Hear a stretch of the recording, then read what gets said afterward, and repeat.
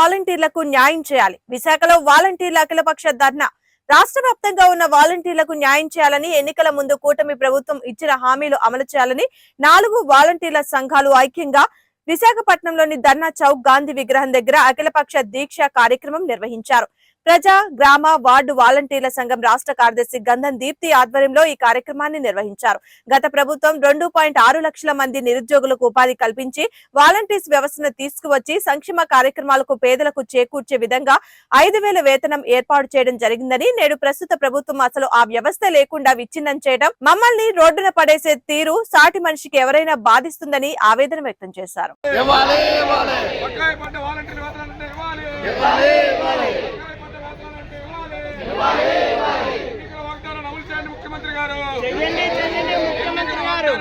ముఖ్యమంత్రి గారు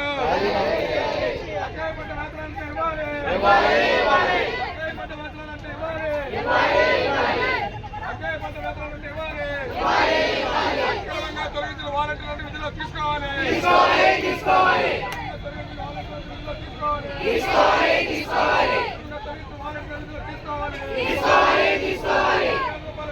కొనసాగించాలి.